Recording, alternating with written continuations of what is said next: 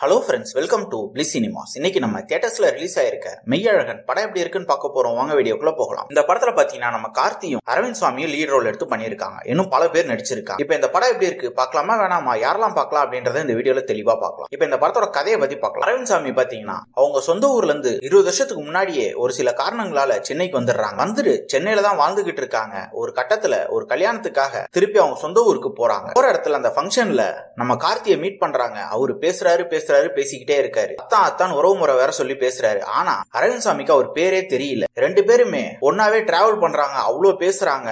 ஆனா கடைசி வரைக்கும் அவரால் கார்த்தியோட பேர் தெரிஞ்சுக்க முடியல. கடைசியில அதை தெரிஞ்சுக்கிட்டாரா இல்லையா, ரெண்டு பேருக்குள்ள என்ன உறவு அப்படின்றதான் இந்த படத்தோட முழு கதையே. இப்ப இந்த படத்தோட பாசிட்டிவ் நெகட்டிவ் பத்தி பார்க்கலாம். பாசிட்டிவ் கண்டிப்பா படத்துல வர டைலாக் சொல்லலாம். படத்துல அங்கங்க ரொம்பவே சிறப்பான டைலாக்ஸ் நிறைய இருக்கு. அதே மாதிரி கான்வர்சேஷனாவே பல முக்கியமான கான்வர்சேஷன் இருக்கு. அதுவும் ஃபேமிலி பாண்டிங்கோட உள்ள கான்வர்சேஷனா இருக்கட்டும், மத்த பல விஷயத்தை பத்தி பேசியிருக்காங்க. எல்லாமே சூப்பரா இருக்கு பாக்குறதுக்கு. அதே மாதிரி பெர்ஃபார்மன்ஸ் சொல்லி ஆகணும். நம்ம கார்த்தி ஒரு அல்டிமேட்டான பெர்ஃபார்மன்ஸே கொடுத்திருக்காரு. நம்ம ஆல்ரெடி ட்ரெய்லர்லயே பார்த்தோம். ட்ரெய்லர் பூராவே பேசிட்டே இருந்தாரு. அதே மாதிரி தான் படம் ஃபுல்லா பேசிட்டே இருக்காரு. அவரோட பாடி லாங்குவேஜா இருக்கட்டும் எல்லாத்தையுமே அல்டிமேட்டா பண்ணியிருக்காங்க. அரவிந்த் சாமி ரொம்ப சூப்பரான ஒரு பெர்ஃபார்மன்ஸே கொடுத்திருக்காங்க. மத்தபடி ஸ்ரீதிவ்யா எல்லாருமே ஒரு நீட்டான பெர்ஃபார்மன்ஸே கொடுத்திருக்காங்க. இந்த படம் பாத்தீங்கன்னா 96 படம் எடுத்த பிரேம் டைரக்ஷன் பண்ணியிருக்காங்க.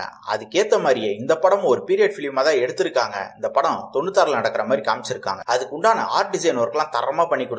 96ல நம்மளா எப்படி இருந்தோமோ அதை பக்காவா காமிச்சிருக்காங்க. நமக்கு பல நினைவுகள் வரதான் செய்து அதெல்லாம் பார்க்கும்போது படத்துல இவங்க பேசியிருக்க அந்த ரிலேஷன்ஷிப் பாண்டிங்லாம் சூப்பராகவே இருக்கு பாக்குறதுக்கு. அது எல்லாருமே தெரிஞ்சுக்க வேண்டிய ஒன்னாவும் இருக்கு. கேரக்டர் ரைட்டிங் பாத்தீங்கன்னா இவங்க ரெண்டு பேர் கேரக்டருமே அல்டிமேட்டா எழுதி எடுத்திருக்காங்க. அதாவது கார்த்திக் கேரக்டர், அரவிந்த் சாமி கேரக்டர், அவங்க ரெண்டு பேரும் ஃபாலோ பண்ணாலே இந்த படத்தை நம்ம பார்த்துடலாம். அதே மாதிரி டெக்னிக்கல் ஆஸ்பெக்ட்ஸ்லயும் படம் சவுண்டாவே இருக்கு. சினிமோட்டோகிராஃபி நல்லாவே இருக்கு. சவுண்ட் எஃபெக்ட்ஸ், பிஜிஎம், சாங்ஸ் எல்லாமே நல்லாவே இருக்கு. ஸ்கிரீன் பிளேஸ் பார்க்கும்போது படம் ஸ்டார்டிங்ல இருந்து எண்ட் வரைக்குமே சுவாரஸ்யமாவே போகுது. அதுல எந்த பிரச்சனையும் கிடையாது. ஆனா படத்துல இவங்க பேசுறது பயங்கர லெங்தான டயலாக்ஸ் நிறைய இருக்கு. அதுல ஒரு சில இடத்துல சலிப்பு தட்டதான் செய்யுது நமக்கு. அதை மட்டும் இன்னும் கொஞ்சம் கட் ஷார்ட் பண்ணி எடுத்து நானே இன்னும் வேற லெவல்ல ஒரு படமாவே வந்திருக்கும். கண்டிப்பா இந்த படம் எல்லாருமே பார்க்க வேண்டிய ஒரு படம் தான். குறிப்பா ஃபேமிலியோட பார்க்க வேண்டிய ஒரு படம் தான். இன்னொரு வீடியோல சந்திக்கலாம். தேங்க்யூ.